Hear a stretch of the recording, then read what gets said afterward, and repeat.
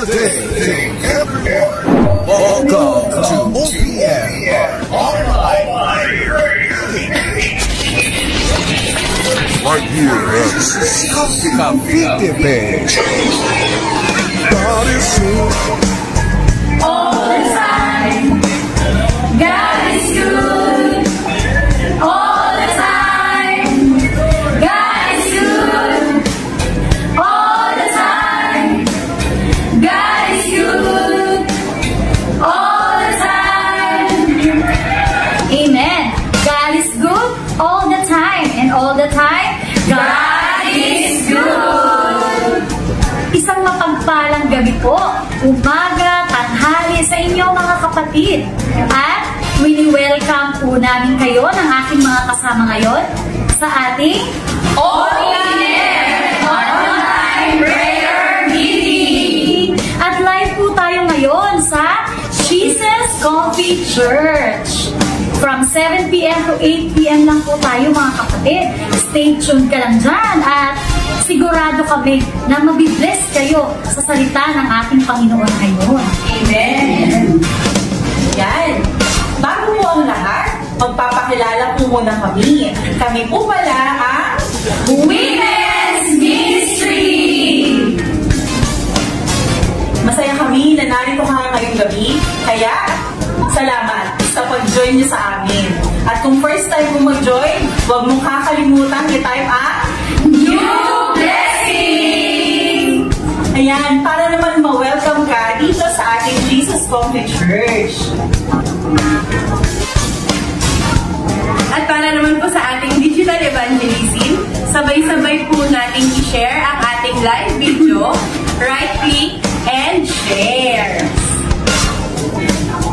Ayan, thank you Lord po sa mga kapatid natin na patuloy na nag-i-invite para mas marami tayong souls na ma-invite sa ating kaharian ng ating Panginoon.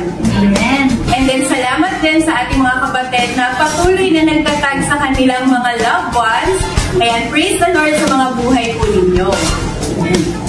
Bago po tayo magpatuloy, humingi po muna tayo ng gabay sa ating Panginoon. Thank you Lord.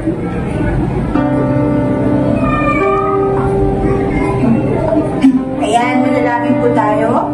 Hallelujah. Panginoon, aming Diyos na makapangyarihan sa lahat, maraming salamat po sa pagkakataon na ito na nandito kami upang makapagbahagi ng iyong mga salita. Panginoon, samahan ninyo kami sa aming day 2 ng aming OPM and prayer and fasting upang kami ay makapagbahagi ng karangalan sa pangalan mo.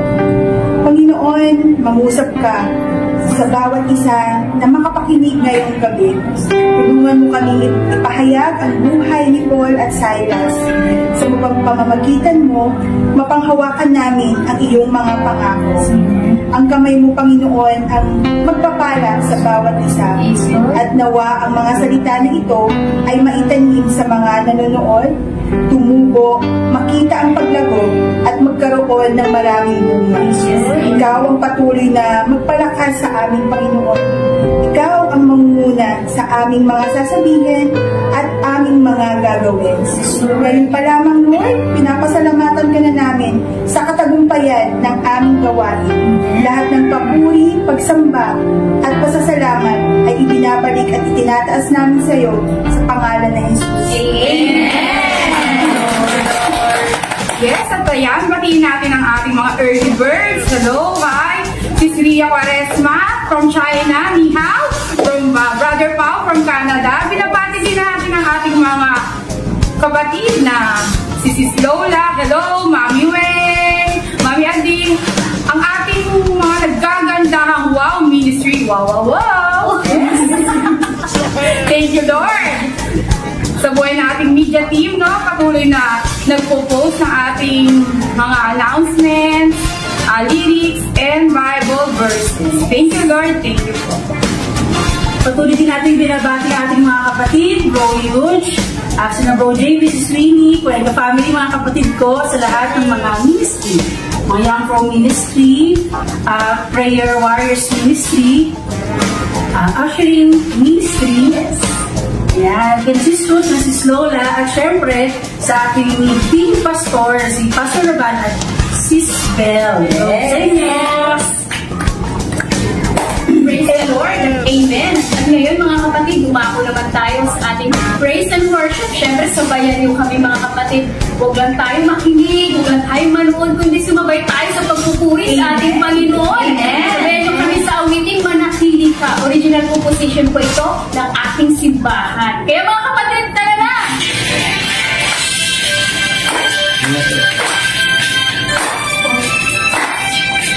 Ang tama na yan.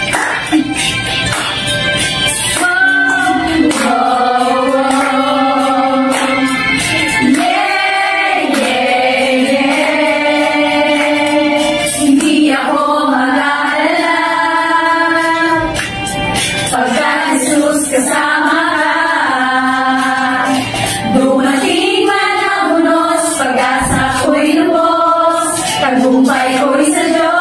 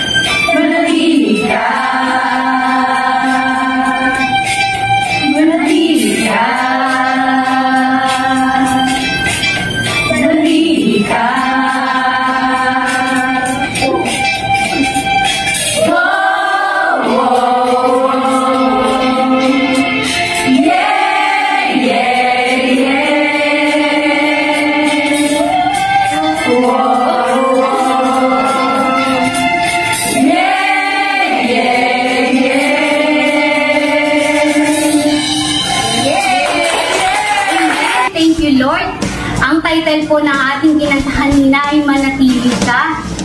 Ito po ay isang original composition na ating Jesus Coffee Church. At kung gusto nyo pong mapakinggan muli, hit nyo po ang notification bell and subscribe. Meron din po tayong TikTok account. Ayan, may mga replays din po tayo and reels sa ating mga Facebook page and TikTok po. And sa YouTube po, makikita natin ang composition and mga replays, sermons. And please, share to your family. Thank you, Lord. Alright, at ini-invite din po namin kayo, no? Every Sunday po, nandyan po tayo sa may Big Mall, sa may Penuel Events Place. Second floor po yan, ha? At tuwing 11:30 a.m. po tayo dyan. And if you're looking for a place to belong to, welcome na welcome po kayo sa Jesus Coffee Church. Ayan. At talaga namang kasiyasiyang makita ang magkakapatid na sabay-sabay nagpupuri at nagpapasalamat sa ating Panginoon. Thank you, Lord! Thank you, Lord! At dumako na po tayo ngayon sa Coffee Break! Dagdag kalaman, matutuklasan dito sa Coffee Break. That's a good idea! Presented by OPM Online Prayer Meeting.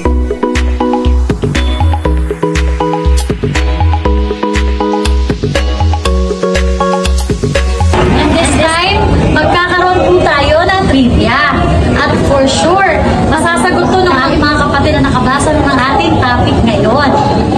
So here's our trivia question.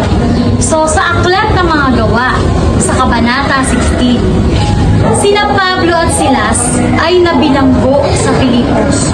So anong himala yung nangyari habang sila ay umaawit ng mga himno sa kanilang kulungan? Ayan, at pakicomment lang po, no, ang ating mga sagot. At ang unang dalawa na makakasagot ng tama ay magkakaroon ng prize mula sa Women's Ministry. Ayan. Then paki-screenshot lang po, kung sino po yung naunang nakasagot. Yun, habang sumasagot po kayo dyan, binabati din natin ang ating mga international churches. Ang ating Jesus Coffee Church Canada, Jesus Coffee Church Greece, at syempre ang ating Jesus Coffee Church Nasugbo. Ayan, a blessed day po sa inyo. At pinasasalamatan din natin, thank you, Lord, for the lives of our kingdom partners, for your generosity, obedience, and love for Jesus. May He return to you hundredfold and continue to provide for all your needs. Amen. Thank you for faithful giving, and may God's blessings overflow in your life. Amen. At may sumagot na po ba sa ating coffee break? At yan, ang tamang sagot ay lumindol. Yes, ang sagot ay isang lindol ang yumanig sa mga pundasyon ng bilangguan. Tinanggal ang kanilang mga panikalan at binuksan ang mga pinbuan ng bilangguan. Amen. Thank you, Lord. At bilis sumagot ang ating mga kapatid, no? At magpatuloy lang po tayo sa pagbabasa ng ating Biblia at magsaliksik ng salita ng ating Panginoon para sa ating mga karagdagang kaalaman. Amen. At yan ang ating Coffee Break. Thank you, Lord, mga kapatid, sa pagsagot sa ating coffee break. At kunin na po natin ang ating mga Bible at bubuksan na natin ito sa ating chapter Gawa, chapter 16, verse 19 to 24. Nang makita ng mga amo ang mga bata na nawala na ang kanilang pinagkakakitaan, sinunggaban nila Pablo at Silas, pinalagkad sa liwasang bayan at iniharap sa may kapangyarihan. Iniharap sila sa mga pinuno ng lungsod at pinaratangan ng ganito. Nanggugulog po sa lungsod ang mga Hudyong ito. Nagtuturo sila ng mga kautulang labag sa kautusan dating mga Romano. Hindi maaaring sundin ang mga itinuturo nila. Nakisali ang mga tao sa pananakit sa kanila at sinubaran sila ng mga pinuno at ipinaghahagupit. Pagkatapos ng pasinang paulit-ulit, sila ipinabilanggo at pinabantayang mabuti. Pinasok sila ng bantay sa kaloob-looban ng bilangguan at inilagay ang kanilang mga paa sa pagitan ng dalawang mabibigat na bag. Manalangin po tayo mga kapatid. Hallelujah, Father. Maraming salamat, Panginoon, sa mga salita mong buhay at patuloy na kapikilos sa bawat statement. Mangusap ka, Panginoon, ngayong gabi. At ipuin ang bawat puso na nakikinig sa iyong mga salita. Makita, tumubo, lumago, at magkaroon pa ng maraming bunga sa atin. Maraming salamat, Panginoon, sa pangalan ni Jesus. Amen. Amen. Thank you Lord mga kapatid sa pagsama sa amin ngayong dito ng ating prayer and fasting. Konting background lang po mga kapatid sa buhay nila Pablo at Silas. Sina Pablo at Silas ay dalawang apostol na naglalakbay sa Filipo, isang lungsod sa Macedonia, upang ipahayag ang ebanghelyo.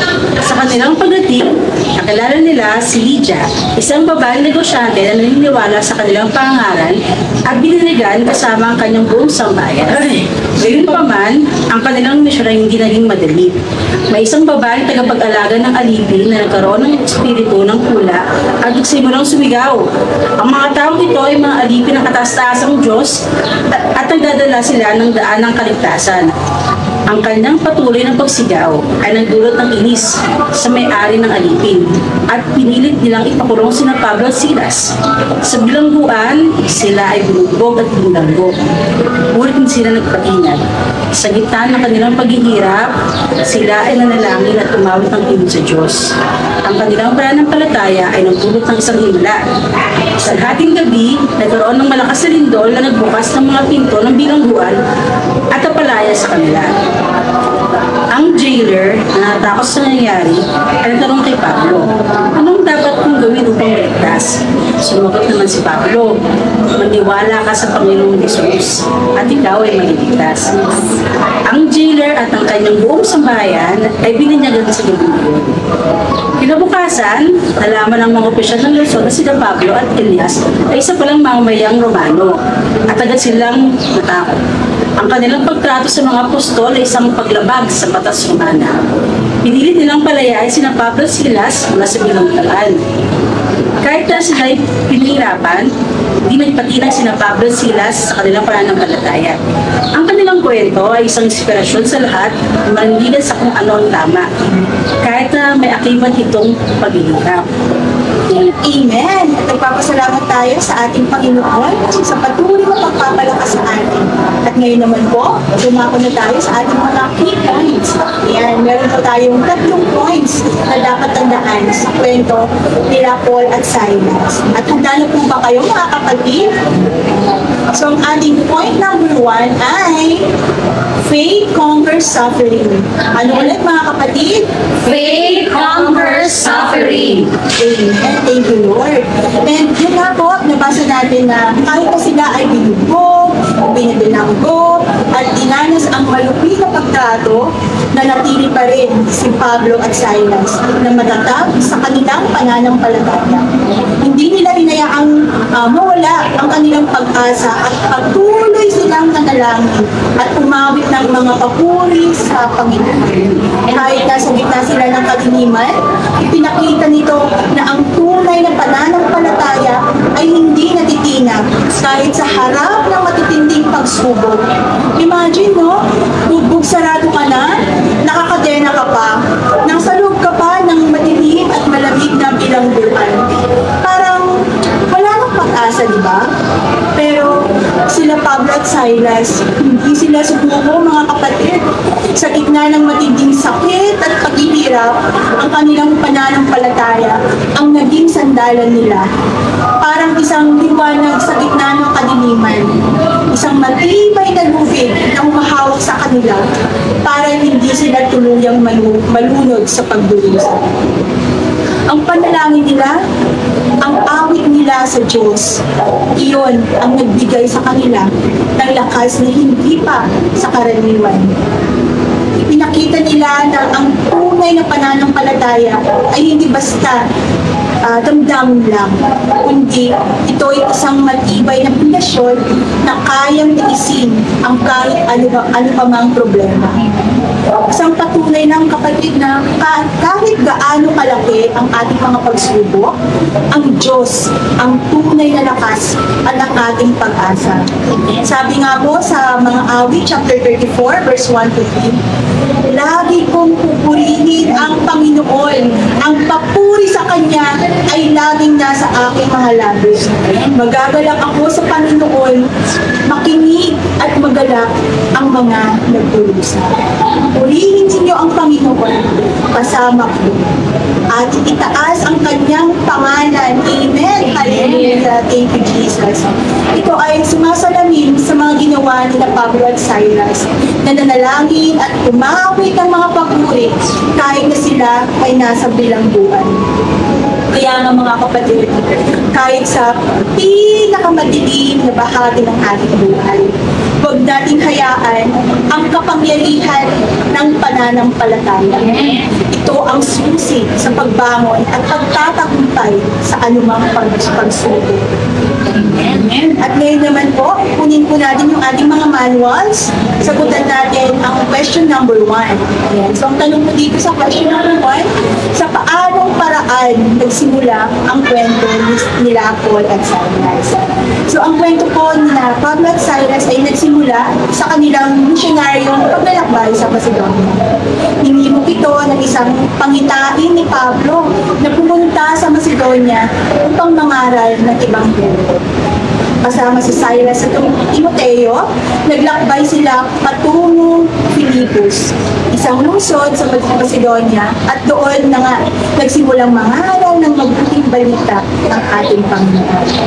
At ang question number 2 po, ang tanong po dito is, anong mga pagsubok ang mga kinaharap nila at sa paanong paraan nila kinaharap ang mga pagsubok?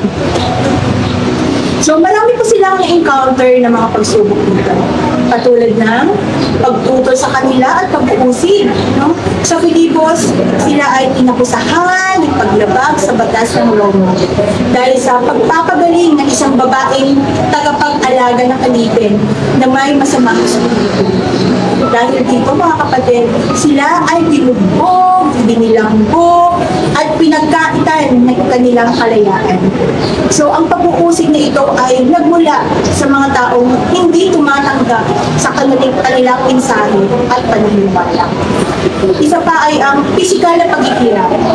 Sila ay binugbog, di ba? At ibinilangbog sa isang madilim at maruming kulungan. Ang pisikal na sakit at pagod ay nagdulot ng matinding pagsubok sa kanilang lakas at tibay ng buhay. Ganun din na mga kapatid, yung kanilang pagkakulong. Ang pagkabilanggo ay nagdulot ng paghihiwalay sa kanilang mga kasamahan at sa kanilang mga gawain sa pagpapalaganap ng ibang tao. Ito ay isang malaking hamon din sa kanilang misyon at sa kanilang spiritual na buhay. Amen. At sa paanong paraan nila kinaharap ang mga pagsubok na ito, mga kapatid. Sa kabila ng mga pagsubok na ito, no, yun din, yung nanatili silang naging matatag at hinarap nila ito sa pamamagitan ng panalangin at pagsamba. Sa gitna ng kanilang paghihirap sa bilangguan, mga kapatid, nanalangin at umawit sila ng mga papuri sa Panginoon. Ang kanilang panalangin ay nagsilbing pinagmumulan ng lakas at pag-asa. Sabi nga po sa Ephesians 6 verse 12, "For we wrestle not against flesh and blood, but against principalities, against power, against the rulers of the darkness of this world, against spiritual wickedness in high places." Thank you, Jesus. Ganun nga ang ginawa nila Pablo at Silas, mga kapatid. Paano pa nila ito pinarap? Sila ay hindi nagpatinag at nagpatuloy nilang pinakita ang kanilang pagtitiwala sa Panginoon. Nanatili silang may tiwala sa kapangyarihan at plano ng ating Panginoon sa kanilang mga buhay. Alam nilang ang Diyos ay kasama nila sa gitna ng kanilang paghihirap at panghuli, mga kapatid, pagpapatawad. Oo,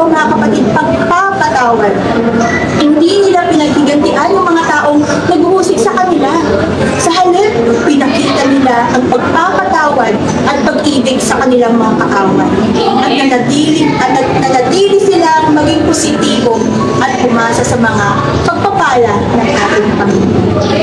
Ang kanilang pananampalataya ay nagbigay sa kanila ng lakas upang harapin ang mga hamon ng buhay. Amen. Jesus. So Lord, sisama sa ating point number 1. Makasagot sa question 1 at 2. At yun naman dumako tayo sa ating point number 2. Ang point number 2 ay goodness reaps reward. Isa pa mga kapatid, ulit natin. Goodness reaps rewards. Amen, amen. Ang paggawa ng mabuti ay may gantimpala. Kahit hindi agad nakikita, ang pagbabahagi ng Pablo at Silas ng mabuting balita ay nagdudulot ang pagbabago sa buhay ng bantay ng bilangguan ng kanyang pamilya. Bagamat sila ay nagdusa dahil sa kanilang paninindigan, ang kabutihan ay nagbunga ng kaligtasan para sa iyo. Pinapaalala niya sa atin na ang paggawa ng tama, kahit ito man ay mahirap, ay may positibong epekto sa mundo. Kahit hindi nila kagad nakikita ang resulta, minsan, parang pakiramdam natin walang silbi ang paggawa ng mabuti, lalo na kung may kaakibat na paghihirap. Para bang yung pagod natin, sakit at sakripisyo ay wala namang kapalit. Pero sa kwento nila Pablo at Silas, ay nagpapakita na hindi ganun kadali ang buhay natin dito sa mundo. Oo, sila ay binugbog, ipinabilanggo, at nagdusa dahil sa pagbabahagi nila ng mabuting balita. Pero, ang kanilang kabutihan, ang kanilang pagnanais sa ibahagi ang katotohanan ay hindi naglalaho basta-basta. Amen. Bagkus, nagbunga pa ito ng isang malaking pagbabago, ang pagbabalik loob ng bantay ng bilangguan at ng kanyang pamilya. Hindi agad nakita nila Pablo at Silas ang gantimpala ng kanilang pagbabago. Hindi agad nila naranasan ang kagalakan ng kaligtasan ng bantay at ng pamilya nito. Pero, ang pagbabagong dala ng kanilang pagkilos ay isang patunay na ang paggawa ng tama, kahit mahirap at may sakripisyo, ay may malalim at positibong epekto sa mundo. Amen. Amen. Ang mga binhina kabutihan na kanilang tinanim ay tumubo, kahit hindi agad ito nakikita. Kaya kahit hindi na natin agad makita ang bunga ng ating mga mabubuting gawa, huwag tayo mawawala ng pag-asa. Ang paggawa ng tama ay may gantimpala, kahit hindi agad natin ito nakuha. Ang ating pagsisikap ay hindi nasasaya. Tandaan dahil may naghihintay na pagpapala sa tamang panahon. Amen. Sabi nga sa mga salita niya sa Galatians chapter 6 verse 9, let us not become weary in doing good, for the proper time we will reap a harvest if we do not give up. Amen. Amen. Thank you, Lord. Amen. Thank you, Lord. Ate, sa ating point number 2. At ngayon, sagot na naman natin ang mga katanungan ng ating manual sa question number 3. Anong mga katangian niya po ni Paul at Silas at dapat natin tularan? Ayan, sa kwento nila, Pablo at Silas, no? Marami tayong makikita mga katangian na dapat natin tularan bilang mga Kristiyano. Unang katangian, pagiging matatag ng kanilang pananampalataya at sa gitna ng pagsubok. Sa halip na nawalan ng pag-asa, nalang na tumawag sila ng paghiman sa Diyos. Ang kanilang pagtitiwala sa Diyos ay nagbigay sa kanilang lakas at kapayapaan sa gitna ng pag-iitan. Ito ay isang halimbawa sa pagiging matatag at mga palataya na kahit na mahirap ang sitwasyon. Ano pa dapat tayong maging sinulit sa Espiritu Santo? Amen. Sinunod nila Pablo at Silas ang pangunguna ng Espiritu Santo sa kanilang pang-missionary na paglalakbay. Hindi nila pinili ang madali ang landas, pagbuhos ay sinunod nila ang patnuboy ng Diyos. Kahit na sa mga kahulugan na ito ay pagdurusa. Ang pagsunod sa kalooban ng Diyos ay mahalaga upang makamit ang kanyang layunin sa ating buhay. At isa pang katangian nila, pagiging matapang at walang takot. Hindi natakot sina Pablo at Silas na ipahayag ang Ebanghelyo kahit na alam nilang may bangal. Ang kanilang katapangan ay nagbigay inspirasyon sa maraming resulta sa pagtatayo ng mga simbahan. Ang pagiging matapang sa pagbabahagi ng pananampalataya ay mahalaga upang may palaganap ang salita ng Diyos. Amen. Sa question number 4, sa Anong paraan ang naranasan ni Pablo at Silas sa pagunlad? Nakikita natin sa kwento ng mga gawa no? Na hindi lamang sa material na pagunlad nila Pablo, kundi higit sa spiritual at sa kanilang influence sa iba.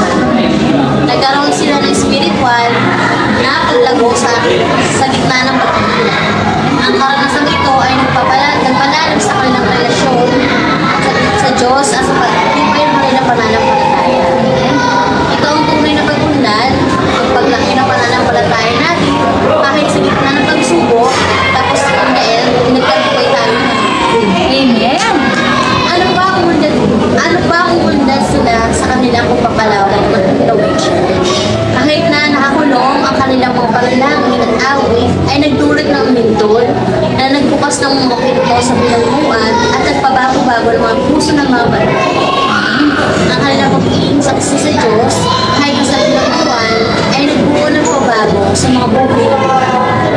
Ito ay pag-unad dahil sa pagpalawak sa kanilang ng influensya para sa ikabubuti ng iba. Amen. Amen!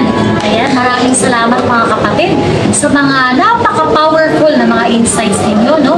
Ang ating point number 1, faith conquers suffering. At ang ating point number 2 naman, goodness reaps rewards. Amen! At ngayon naman po, ang ating point number 3 ay standing firm in faith. Isa pa mga kapatid, standing firm in faith. Amen! Standing firm in faith. Ang ikatlong punto ay nagbibigay din sa kahalagahan ng pagiging matatag sa ating mga paniniwala at prinsipyo. Kitang-kita ito sa buhay nila Pablo at Silas bilang mga patunay. Kahit na sila ay dumanas sa mga paghihirap dahil sa kanilang mga pananampalataya at pangangaral, hindi sila nagpaghinatan, hindi nila tinalikuran ang kanilang paniniwala kay Kristo at ang kanilang misyon na ibahagi ang mabuting balita. Ang kanilang katatagan ay nagpapakita ng isang mahalagang katangian ng isang tunay na mananampalataya. Ang lakas ng loob na manindigan sa kung ano ang tama, na kahit na may kaakibat man na paghihirap o sakripisyo, ang kwento ni Pablo at Silas ay nagsisilbing inspirasyon at hamon din sa ating mga sariling buhay na madalas tayong maharap sa mga sitwasyon na, di ba, kung saan kailangan natin manindigan sa ating mga paniniwala. Maaring ito ay may kinalaman doon sa mga pananampalataya natin, sa ating mga prinsipyo, sa ating mga halaga. Ang aral na natutunan natin mula kay Pablo at Silas ay ang kahalagahan ng pagiging matatag sa mga panahong ito. Alam kong hindi madali ang manindigan sa kung ano ang tama, lalo na kung may kaakibat itong paghihirap o pagpupot. Ngunit, ang kanilang halimbawa ay nagpapakita ng gantimpala ng pagiging matatag ay mas malaki pa kaysa sa anumang sakripisyo. Ang pagiging matatag ay hindi lamang nagpapakita ng ating katapangan, kundi nagpapakita rin ito ng ating pananalig at debosyon sa kung ano ang ating pinaniniwalaan.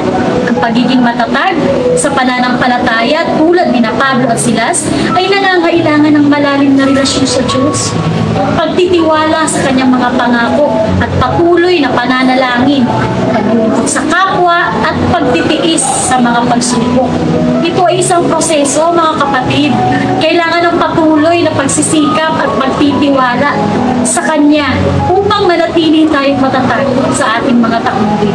Tandaan natin ang mga sinabi sa Hebreo chapter 10 verse 23, manalangin tayong matibay sa pag-asang ipinapahayag natin na walang pag-aaninlangan sapagkat siya na nangako sa atin ay matapat. Amen!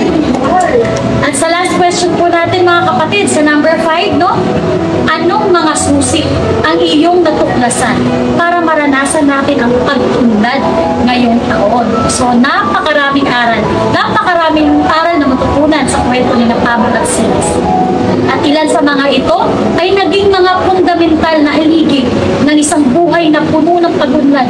Mga aral na nagbigay inspirasyon at nagsisilbing gabay para sa ating paglalakbay tungo patungo sa isang mas makabalong buhay. So, ilan sa mga susi ay being faithful and prayerful, no?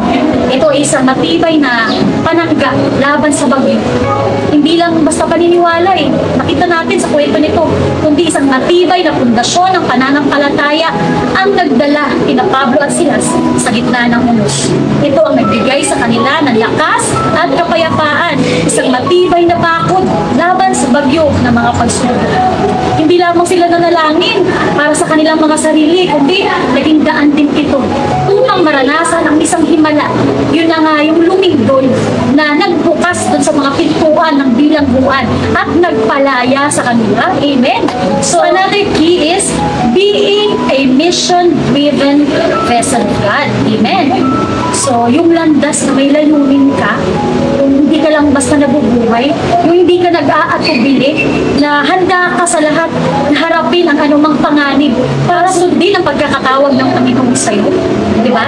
Yung kanilang paglalakbay na puno man ng pagsubok, nagsilbing daan yun upang ibahagi ang mabuting balita at magudyok sa pananampalataya para sa puso ng iba. At ang kanilang dedication ay nagpakita. Talagang nagpakita na isang buhay na may layunin. Isang buhay na hindi natatakot sa kahit anumang hamon. So, handa sa kahit anumang pagkakatawag sa kanila ng Panginoon. At meron pa yung pagiging united in faith nila, di ba? Nagkaisa sila at nakipagtulungan sila sa isa't isa. Amen? At hindi lang isang simbolo yung pagkakaisa na yun, hindi lang yung isang simbolo ng pagkakaibigan nila, kundi isang pundasyon din yun, ng isang lakas na sa gitna ng pagsubok, ang kanilang suporta sa isa't isa ay talagang nagbigay sa kanila ng lakas na hindi natitignan. Diba? Ang kanilang halimbawa ay talagang nagpakita ng pagtutulungan at hindi lamang nagpapalakas ng individual, kundi nagbibigay inspirasyon din sa iba upang gawin ang tama. At may isa silang purpose, no? Nakita natin. At yun ang maibahagi, ang mabuting balita ng ating Panginoon.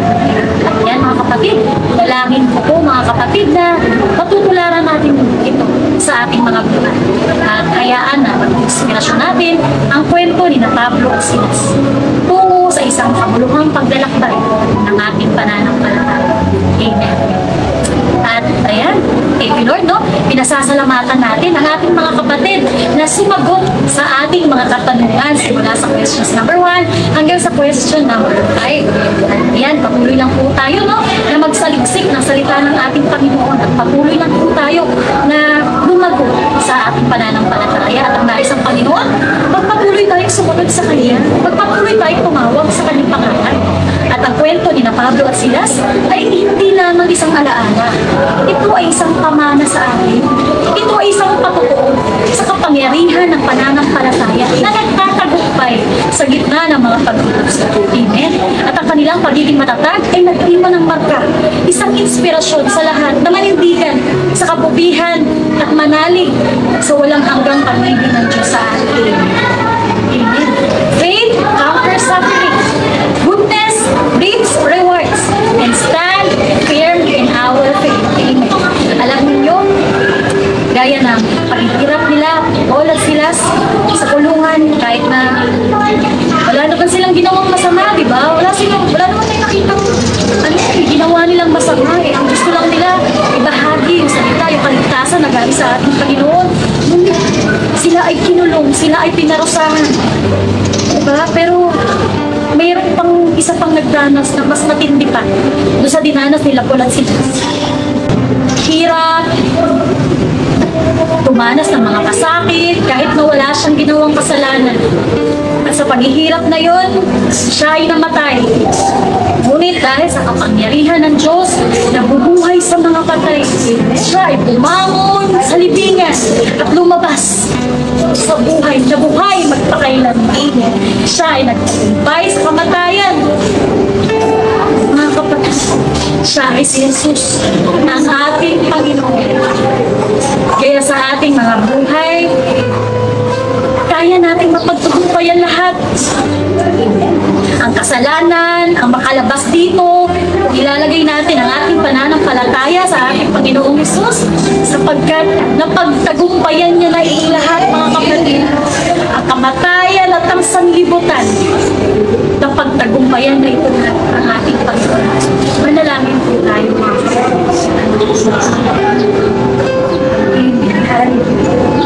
Panginoon namin Diyos, Ama na makapangyarihan sa lahat, Lord. Gabayan mo po kami, Panginoon, sa aming paglalakbay. Bigyan mo po kami, Lord, ng lakas at tapang, Panginoon, upang sundin ang iyong kalooban. Tulad ni na Pablo at Silas, Panginoon. Tulungan mo po kami manatili sa iyong pag-ibig, Panginoon. At maging matatag sa aming pananampalataya sa iyo. Tulungan mo kami, Lord, na magpatuloy sa iyong pagkakatawag sa amin, Panginoon. At maging karapat-dapat kaming, Panginoon, sa iyong pag-ibig. Lord, patawarin mo kami sa aming mga pagkukulang sa iyo. At ngayon, Panginoon, binubuksan namin, Lord, ang aming mga puso. Tinatanggap namin ikaw, Panginoon, bilang aming Panginoon at tagapagligtas. Salamat, Panginoon, sa pagpapatawad, sa pag-iingat, sa comfort, sa pagpapalaya, sa provisyon, sa pagpapagaling, Panginoon, sa bawat isa. Lord, give us the boldness, Lord, and the joy, Panginoon, while we serve in your kingdom, Panginoon. Hindi man madali, Panginoon, ang aming mga pinagdadaanan, kagaya ng pinagdaanan nila Paul at Silas. Pero, Panginoon, ang peace mo, Panginoon, na hindi maunawaan ng mundo ito, Panginoon, ay mananatili sa amin, Panginoon, hanggang kasama ka namin, Panginoon. Tulungan mo kami, Panginoon, at tuluyan, Panginoon. Lumakad sa ilaw mo hanggang sa magpawalang hanggan. Salamat, Panginoon. Lahat ng ito, Panginoon, ay tinatas at inabalik namin tanging sa makapangyarihang pangalan ni Jesus. Amen, amen, and amen. Thank you, Lord Jesus. Thank you, Lord, mga kapatid, for joining us here tonight sa ating day of prayer and fasting. At kung sumabay ka sa ating panalangin kanina at tinanggap mo ang Panginoong Jesus ng iyong buong puso, meron ka ng buhay na walang hanggan sa langit. Amen! At magpatuloy lang po tayo kilalanin ang ating Panginoon sa pamamagitan ng pakikinig ng mga kanyang salita, pagbasa ng Biblia, at pag-attend sa ating mga service at pagpuli sa kanyang Panginoon. Amen!